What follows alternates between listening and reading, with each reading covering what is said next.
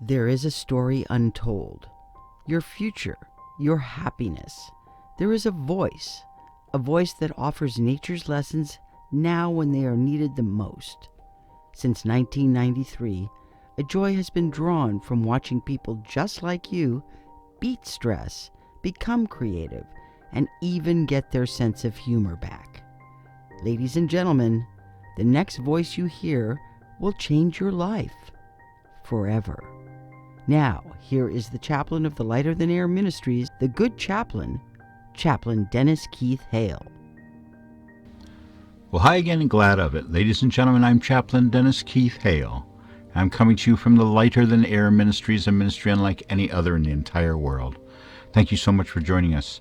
We call the show the Spiritual Side of Cannabis, and that's because that's what it's all about.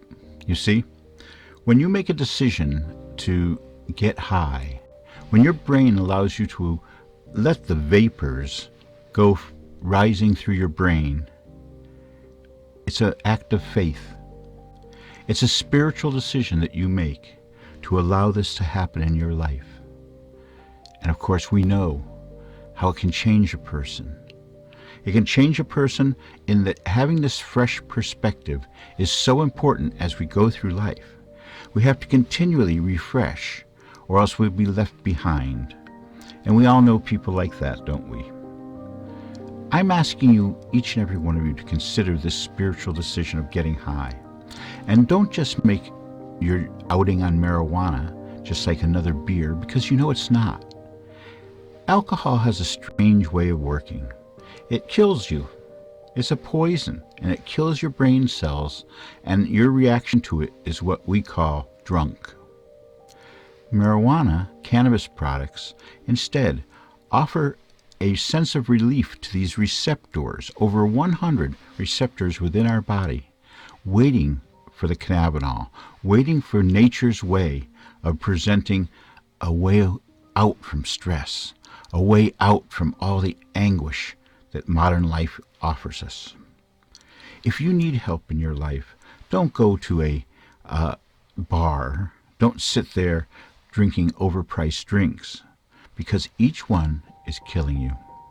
Now, I know there's lots of myths about it, and there's lots of imagery in our lives that supports lifting an elbow, but it's just because people didn't know any better. You see, the government kept marijuana as a dangerous, well, they still do, as a Schedule I narcotic, up there with heroin and cocaine and some of the other things that people have woven into the years.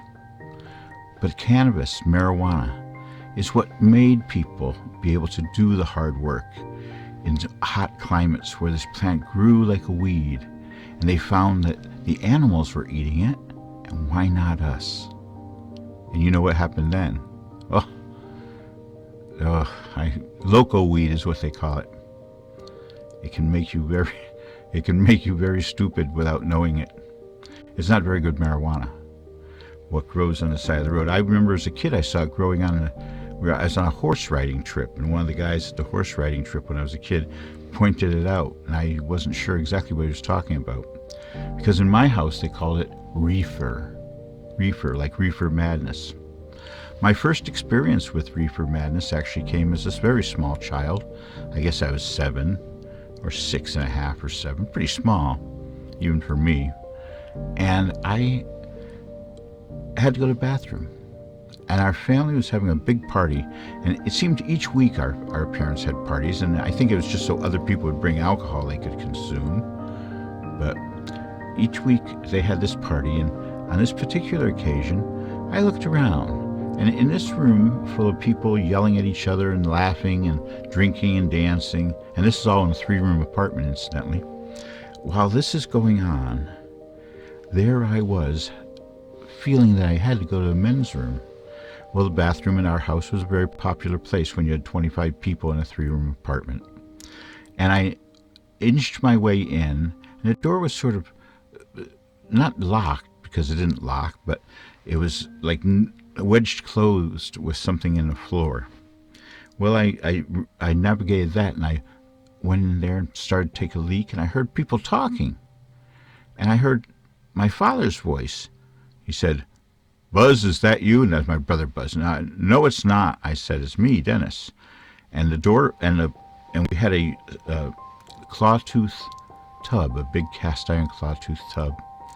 This place was built in the 1900s, and it looked like it. They still had the gas fixtures and things in it. And I pulled back the curtain, and there were 4 adult fellas and my dad, making 5, standing there in this tub, which was very, not a giant tub. And they had the window open. This was wintertime. They had the window open about that far. And they were all passing around this little New York needle. That's what they used to call them, these real skinny little joints. And one guy was holding his breath. I could see him. And through the window was coming steam because it was wintertime. And the steam was everything going on and all the smoke and stuff. But they pulled back the curtain the other way, sort of like the Wizard of Oz, and said, "Pay no attention to that man behind the curtain," so to speak. But the imagery is forever of these mobsters, junior mobsters, standing in a bathtub, smoking a little New York needle and holding it all through our conversation.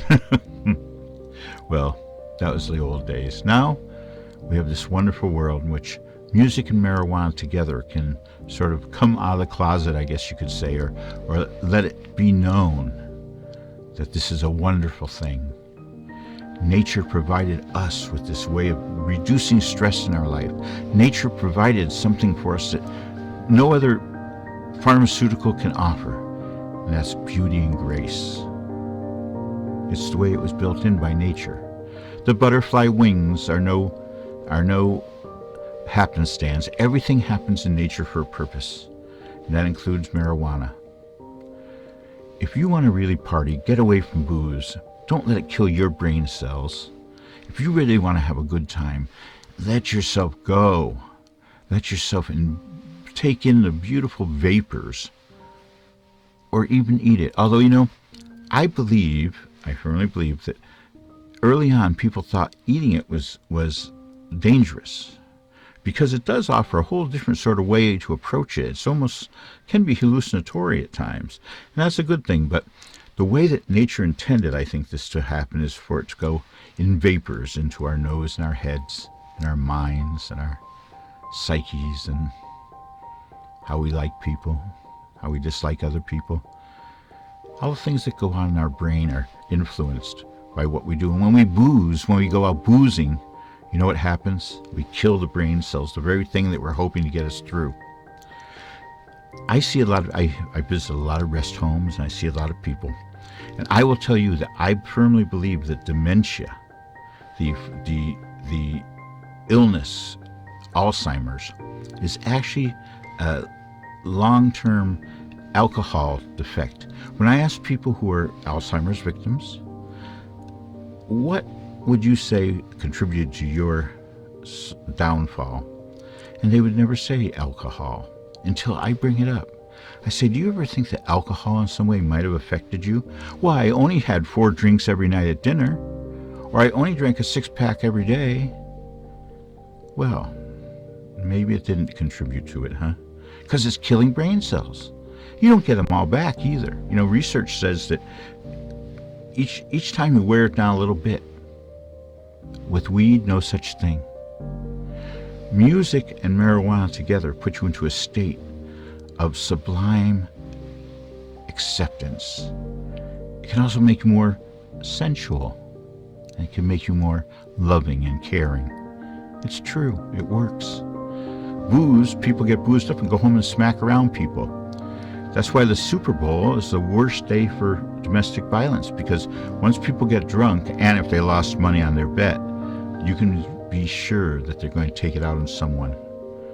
Very sadly, it's the one that loves them the most. Nature shouldn't let this happen, but it does, because it offers the alternative of marijuana. Now it's legal. If you're an adult, get out there and try it. If you're an adult, remember, if you haven't smoked in 40 years, how different it is now. It's really quite powerful. In the old days, I would have had to smoke half a bag of some of that stuff that I used to buy with the sticks and the seeds already built in. I remember actually buying dope from a guy when I was a kid, and he added sticks and seeds to make it heavier. Oh, Lord. The good old days.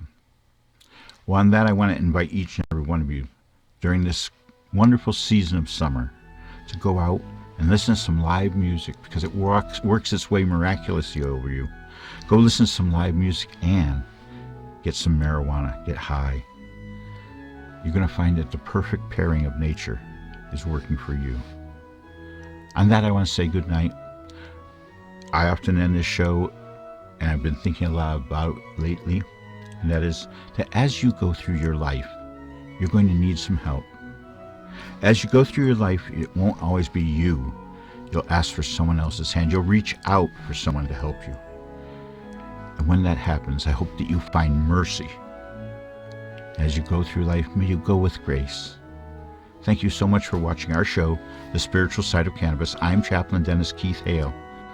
Until next week, good night. And with that, this ministry, like no other, bids you good night. If you need additional information, want to offer your testimony, or need to consult with Chaplain or any member of our ministry, visit our contact page and email the ministry, and we will be in touch. We care about you, and as always, until next week, may you go with grace.